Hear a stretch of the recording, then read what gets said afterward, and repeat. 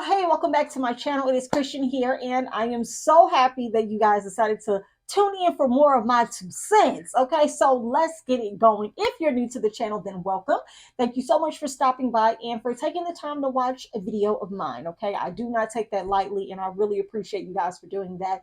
And for all of our returning members, hey, y'all know how we do. We're gonna get into another good one today. I am excited to be giving y'all some, story times here coming up. I was like, dang, I ain't did a story time in a minute. And sis is sitting on gold, okay? And today is not going to disappoint. If you have ever watched one of my story times, it is full of ebbs and flows of emotion. Of course, I bring the comedic, relief to the sometimes very serious and mind-blowing situations, but I enjoy doing it because I am a firm believer in if you do not want someone else to tell their story in the role you played, you should have done something different, right?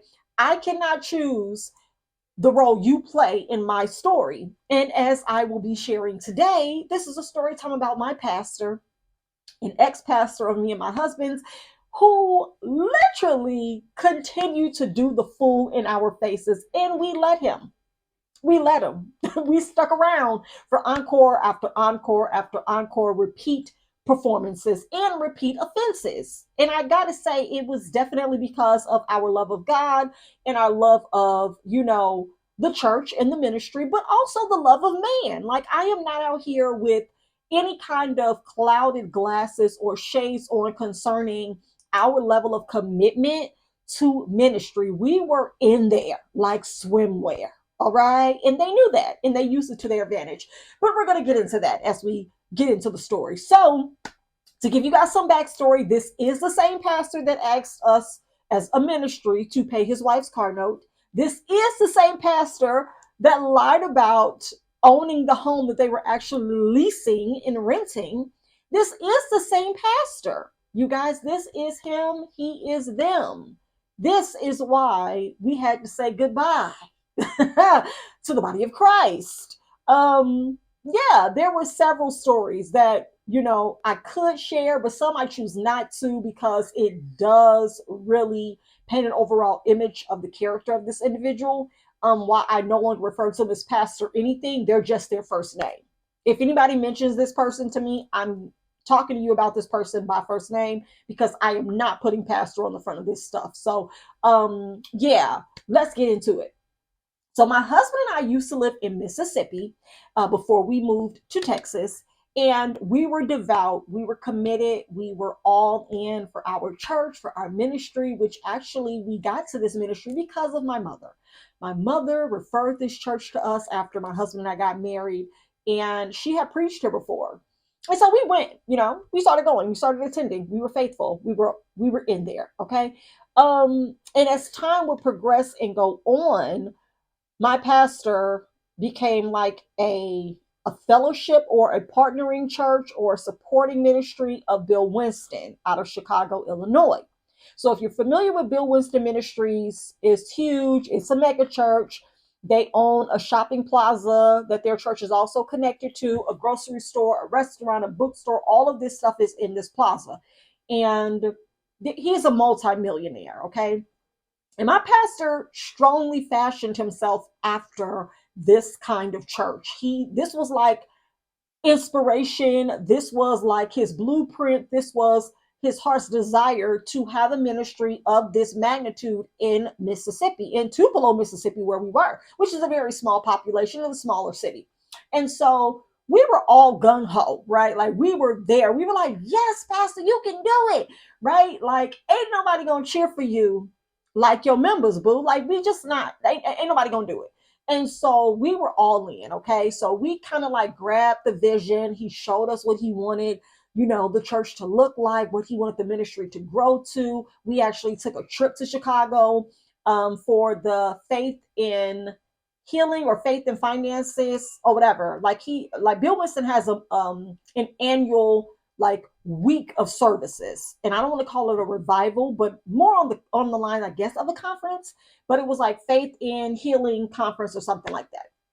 So our church actually drove to Chicago from Mississippi twice to be a part of this because, hey, we're trying to do this in Mississippi. So it was like, go and see how they're doing it in the spirit of excellence and all of that so we can bring it back to Mississippi and duplicate it. That should have been the first red flag because that's the vision that Bill Winston had for his church. I'm not going to say that's the vision that God gave him because I believe that churches are the vision of man. I do not believe that any church is the vision of God. And I definitely do not believe that any of these churches nowadays are actually operating based off of God's vision or intent. So I'm going to refer from henceforth that any church is a man given vision. And that's what's being manifested. That's what's being built. That's what's being fundraised.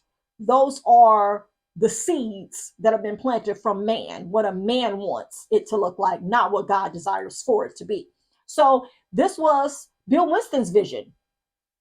You going and wanting to recreate that in Tupelo is also your vision. God has nothing to do with that. God does not care about a building and people coming into it. So, yeah, this is how it started. This should have been the first red flag, you guys, that we had to go as staff and as members to go see what they were doing so we could come back and do it. And we did. We did. We went the first year. Um, and I think I've told the story about this before, like how my pastor at the time was telling us what we were not to do while we were there. Like we were on some kind of school field trip and we were kids. Like we ain't going to fellowship and to be having fun and out here and doing this and that. And this, it was really a red flag for me, and I acted accordingly. Even then, I wasn't totally brainwashed to where I adhered to everything our pastor said. I caught some of that ish and I addressed it and I did what I wanted to as well. And so where I'm from, Gary, Indiana, is right next to Chicago, right next, 30 to 45 minutes away. And growing up, we spent time in Chicago for church, for field trips for school, or recreational purposes or whatever, like, air shows and concerts, and growing up with the Taste of Chicago right next door and all of those things. Chicago was neighbors to Gary. And so my mom lives in Gary still. So there was no way I was going to Chicago for service with my church.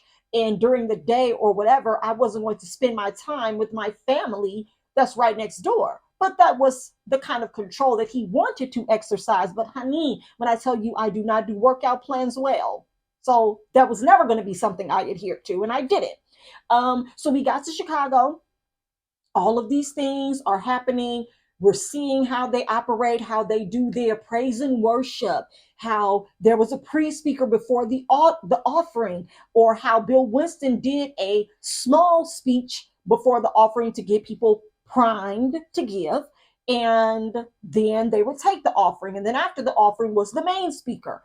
And we saw all of these operational functions, the processes, the programs, the systems that they used. My pastor literally turned around, got us back to Mississippi, and he implemented all of it. Do you hear me?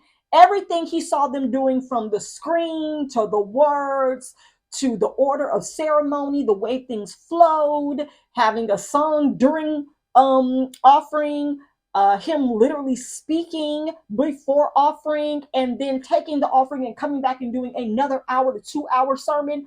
Y'all, it was crazy, but we sat through it. We didn't notice the red flags of literally him mirroring and copying another ministry. But I thought you were doing this because God called you. But now it sounds like you were CC'd on an email to Bill Winston or BCC. You were blind copied, weren't you? Because God wasn't even talking to you. Got it.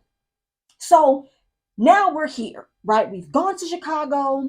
We've seen what they're doing, what Bill Winston Ministries are doing, and we want to do this. We want to bring this to Tupelo. All right, here comes this man finding a building to do this at. Now, Bill Winston's ministry, I don't even want to quote how large the church is, but it's huge. It's a huge, huge building. They own a lot of property. I believe like over 20,000 um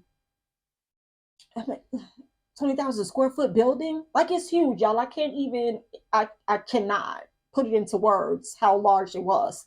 And that wasn't just the church, that was also the strip mall that was like a part of what they owned. So it wouldn't be fair to just be like, oh, the church was 20,000 square feet. All of it was large, and I can't even put none on it. Maybe 80,000 square feet total. But anyway, our pastor found land in Tupelo and said that this was the building that God showed him, and this was the building that our ministry was going to acquire in order to copy and paste Bill Winston Ministries' edifice and reach and efforts in Mississippi. So, us following him, we believed him. We accepted what this man said the Lord showed him and what this building was supposed to do to help us get there. So, he found a building. That's part one. Okay. Part two, he said God told him it would be the new home of our church. Okay. So first it went from him telling us about it. He wouldn't show us where it was just yet. Okay. He told us about it. And from there, he would go on to pray, have us praying during corporate prayer where everybody would come together on Monday nights to be praying over this ministry, over this building, that God would, work the hearts of the people. And I guess in scripture, it says that God is in control of the heart of the king and he can turn it whatever way that he chooses. And that was our prayer, that God would, make it so that it would be in our favor, that it would be easy for us to acquire this building with no problems, no roadblocks or anything like that. Now, mind you, our ministry had between 20 to 50 people in it, but there was never 50 people at church on Sunday. So even if that was the highest amount of membership, we always fell between the 25 to 39. Let's give them 40, okay, on Sunday. It was never really packed out. It was always between the 20 to 35, 40 marker. And this including babies and kids, okay? Not just all adults. We're talking about the lambs, the little lambs as well. So he finally tells us where this building is. He finally announces it at church, tells us where it's located, and that at the end of service, anyone who wants to go over with him and his wife to see it are welcome to do so. Now, let me actually take that back because I think he only took leadership first. Yes, let me rewind that. Before he gave the green light and a pass for all of the members to go, he allowed the leadership to go, major leadership to go. So that's me, that's my husband. Hell, the membership wasn't that large. So y'all, it was probably like 6 or 7 folks that didn't get to go because all of us was in leadership roles. Everybody was doing something. And so we all go over to this building with him, and it's a warehouse. Like, it's just a huge building that you could tell was used for warehousing. It has some office space, but majority of it was warehouse space and docks, like loading docks where freight trucks backed into to get pallets and to drop things off. It was loading and unloading docks, all warehouse space or whatever. So we get there, and this man clearly has found an open door where someone didn't lock it. It had been abandoned for a long time. So he found a door that was open amongst this large property and decided he was going to have our antennas trespass and take a tour. That's what we signed up for. We signed up for, thus saith the Lord, this is our new building and edifice, and God left the door open for us. Shout out to Supersonic or Silksonic or whatever it is. Leave the door open, with Bruno, because that's what this was. I guess the Holy Spirit said, I'm going to leave the door open. I'm going to leave the door open. I'm going to leave the door open. I'm going to leave the door open. Like, that's what he heard in the spirit. And so he took us through these doors. He had already been up in there trespassing, thus and such anyway. So I guess he felt comfortable and confident enough to allow us to aid and abet in said crime and unlawful action of trespassing and loitering.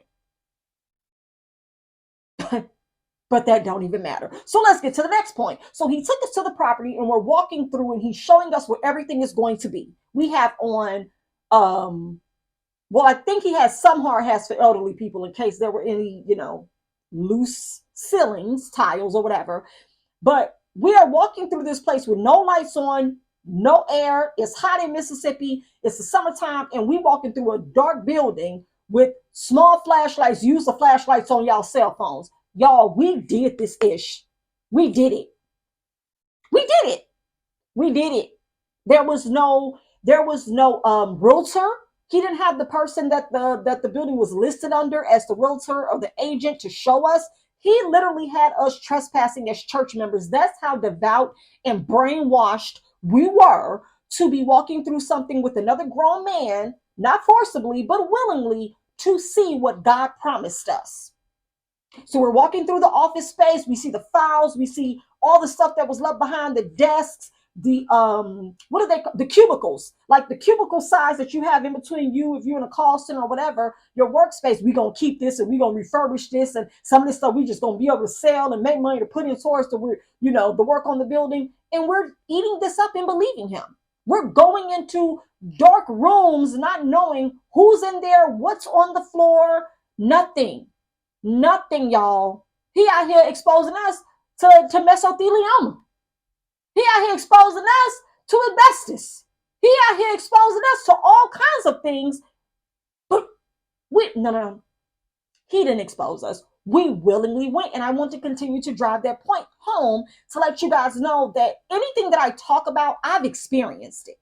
I'm never coming at y'all from a point that I have not either done it myself, seen it directly done, or had to rework it being done to me. Like, oh no, I ain't falling for that. Well, I went for this one. This one actually prevailed. I actually was a part of bullish with going to see a building that was not ours. So we're walking through it. He has us in there holding hands and praying and all of this stuff because he said that God said. And so we believed him. Next up, he bid on the building. So after we went through and we saw the building, I think I ended up going to the building twice. And I'm sure my husband went more than I did because he was like my pastor's right hand man. You know what I'm saying? But we went through it twice, one with the leadership and then another time with the members jointly or whatever.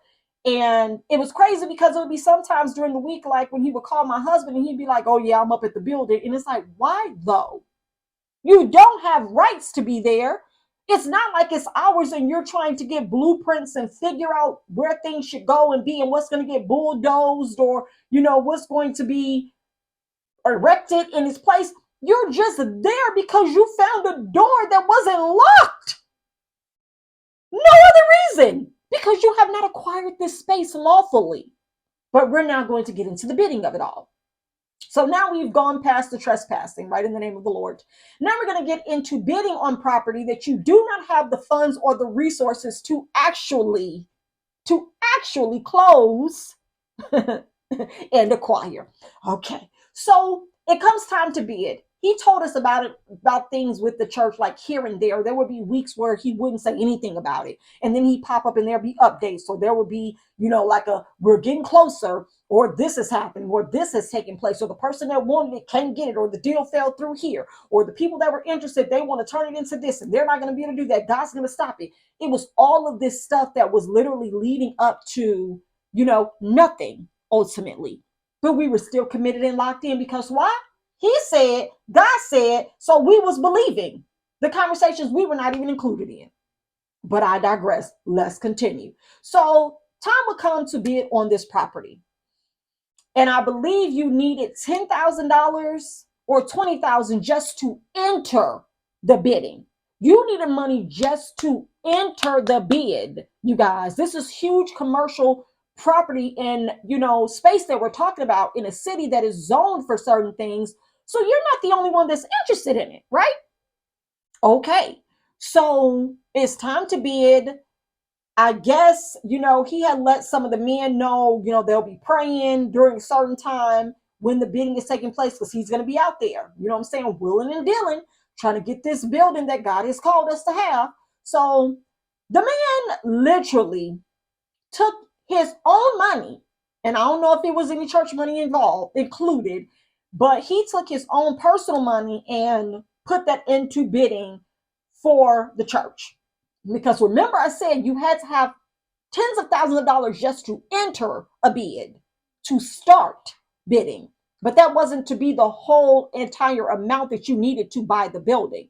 So he went ahead and did that. And it was on the phone. So he wasn't like physically at the building raising a paddle or anything like that. They were on a phone call bidding, him and other people, other businesses, or whatever the case may be.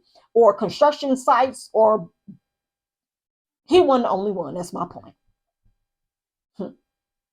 He ended up winning the bid. He ended up winning the property, you guys, with just the entry level bid he placed. I don't know what number he outbid other people, but he ended up winning the bid on the building. But he lost the building because he could not come up with the rest of the money to actually purchase the building. Now, this is where the story for me, like the red flags were all around. Shout out to, Israel Hall, all around, everywhere around. Look, red flags are all around. And I was ignoring them, okay? As were all of us that were there. You didn't even go through proper protocol to even exercise the rights or the interest of the building, to go and see it, to go and see the plans on the building, to find out what the building was zoned for or used for, or how you could actually either monetize portions of it to bring in more revenue for the church. Like, okay, we may not get rid of all of the docks because we're going to allow some things to still happen. He had came up with his plans from the ministry side of things, what he wanted the ministry to do with the building, but he didn't know citywide or citywise, to my knowledge, what the building was used for already and what it could be zoned for to use in the future. And those kind of things actually matter when you're talking about a property, a piece of property of that size, and you want to use it for an organization that is spiritually focused, but ultimately you want to be able to have community arms and reach to actually impact the rest of the environment around you, right? Like you're talking about the economy and the efforts that will go out in order to be able to generate more revenue and income than what a church can do with only 50 members. And so you went and bid on something. You were able to secure the $10,000 or $20,000 to enter the bid. You end up winning the bid with over $400 something thousand required to buy the property or close on it or to finance it. And you couldn't do that in the 30 to 60 days they gave you. So now you said God told you this was ours, but okay, you didn't have enough, or God didn't have enough in a bank account or whatever to actually close on it. Red flag. So now we fast forward, you guys, and it was like it was all blown over. After it didn't prevail, he didn't mention it anymore. We weren't having a meeting about why it fell through or what all the upwork and anxiety or pressure or even the joy to get in it was about. It was like he just moved on from it. It was like, oh, that didn't work, so meet me. Like, we're just gonna move on to the next thing. Well, see, that's a problem when you say that God told you or showed you or gave this to you and then it doesn't come through. Who lied? Who? Who? Who? Call me Owlette, okay? Call me Owlette from PJ Masks, honey, because it didn't happen. So it's going to have to come down to someone admitting and taking accountability, not just sweeping it under the rug and moving on like that wasn't meant to be then. No, no, no, no, no. Don't redirect the vision unless you were lying from the beginning. Like my mama used to say back in the day, you a lie and the truth ain't in you. Either you a lie and the truth ain't in you, or God was lying, which y'all said that God is not a man that he should lie. So who is the man that be lying? The pastor? But these are conversations y'all don't want to have. So this is just another brick that was laid on the foundation of me not trusting this individual. And then it would go on to where other things would transpire and we would end up leaving the ministry. And even in doing so, I'm telling you, it is something to be said of people who keep on playing games. And even though you never expose them, their actions and their lack of consistency and poor character reveals them all in due time by themselves, by itself. We never had to do a smear campaign when we left when we left this ministry, because we didn't leave multiple ministries. We only left one. When we left that ministry, we didn't have to do a smear campaign and fight for our name or, try to get people to be on our side and cause divisive or division, to be divisive or cause division in the church, because His behavior and character spoke for itself. We were still in the same city, not attending that church 2 years after we left, and he still didn't acquire that building or any bigger building. They actually had to leave and move out of the building that we were in when we were attending. The building he said God showed him that he was going to bring a Bill Winston ministry type model to Tupelo has been demolished. It ain't even standing no more. Whoever bought it tore it down. Durablinks. So it's not even like God had the I don't even want to disrespect God no more for him. I don't even want to do that. So I'm not gonna put this on God. It's like what you claim you were shown wasn't even real enough to avoid ultimate destruction of property you said was meant to be yours. But what we'll do here is just insert Satan. Satan got into it, right? Because it's easier to do that than actually hold on to the fact that this is what you wanted. You didn't have enough faith. You didn't have enough resources. You didn't have enough members. Honey, it wasn't really meant to be. And even if it could have been, you didn't have what it took to actually bring it to pass. So let's eliminate the God aspect and let's eliminate the Satan aspect and let's focus on you. What did you do? How were you in the wrong? How did you come up short?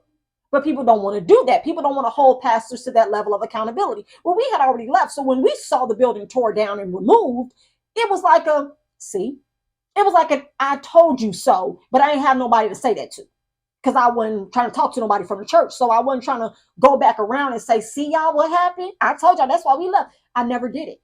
We never did it. Because the people that stayed, you have to let some people sit in stuff and see it for themselves. And if they never do, that ain't got nothing to do with you. Even now, what I'm doing, I'm sharing, and people will be able to watch this stuff and hear this stuff and come to the realization that they too have been involved in things like this. It's not me saying, do this and do that, and this is why this, and this is why, and see what I told you, this is what I said. Y'all gonna see it. You're already seeing it, but it's usually you need to be on the outside of it in order to understand what you were in. It's hard to convince people who are in it that it's actually happening the way you're explaining it to them. So we didn't try to tell other people. It wasn't a gotcha moment for us. It was I'm glad I got out of it when I did. I hate that they was able to go on for that long. That's what it was. It wasn't a go back and try to save people and bring them out. Like, baby, this ain't no Moses and I am not walking through a sea. You don't have to worry about me, honey. You ain't got to worry. You don't have to worry. So now it starts to break down to the psychological basis of where I wanted to understand why did we believe him? Why did we blindly trust in him? Why was it so easy for him to just pop up with this option or opportunity or with this proposition of a ministry in a new church and we just easily like fed into it with no questions asked, no requirements? And that's what happens often. That's what happens often. We even broke the law because he told us that it was okay. It's okay to come in here. We didn't even question that as adults, knowing that we wouldn't trespass on other property. We don't know who owned that building. He told us that it was for sale, but we don't know. It could have not been for sale. It could have been in closing process. We could have all been slapped with what are those things you get fines for trespassing? Had the police been going around and doing checks that day and saw 10 or 5 or 10 cars in a parking lot of an abandoned warehouse that is up for sale or whatever, you put yourself in positions that you are not certain of because of who you trust. And we trusted him. And that's the thing for me that is sad, because when I watch documentaries on cults, when I watch documentaries on people being brainwashed, abused, or unalived, right? Under the leadership of someone who just wanted power and control, I think to myself, damn, I wasn't that far. I wasn't that far from that. And that's the honest to God truth, because I'm going to sit in that because that was my reality then. because critical thinking wasn't a first response then. Oh, but baby, it is now, and we're 160 videos in to prove it. Critical thinking is on 10 because I've already lived the opposite way where it wasn't an option for me. And it's imperative that we all exercise and do that, okay? And my last closing point that I just have to say to give you guys an update, they are now in a smaller church than the one we were in when we were there, or the one that he even imagined and dreamed of having when he had us walking through the vacant building. So the building he's in now is smaller than where we were, and he was trying to get out of and elevate from. It is important that you understand that church is the vision of man. That's all I got for you. If we can like sit in that, rest in that, and understand that, everybody would be able to probably attend a little bit more conscious of the truth and not be in under deception or under a guise that this is what God wanted. God does not care about buildings. And I'm not sorry to tell you that. He don't. It don't care about buildings. Okay? Don't. That's a social human construct that we are impressed by. God is not impressed by who can have the biggest church. That does not matter. All right. So that is my story time on the time my pastor had us trespassing, used personal money to bid on a church, lost the church, church got demolished, and they moved into a smaller church. Well, I be damned. Whew, my God, my God. Leave it. Breaking the law for the Lord. I think that might be the title of this video. We'll see. If y'all have enjoyed it, go ahead and drop down in the comment section below and let me know your thoughts. And what is the wildest thing you've ever done for your ministry? Because this might be up there at the top. Because I do not trespass and I do not loiter. All right. But I did both of them that day because my pastor says so. And there's that on that. Okay. If you've enjoyed the video, like and subscribe to the channel. I would love to add you to my 2 cents crew so you don't have to miss out on any of the new content that I post every other day, because that's our schedule right now. And I'm excited. I'm excited that I'm keeping up with that. So I'm proud of me. Okay. And you should be proud of me too. Until next time, I'll see you all in the next video. Bye.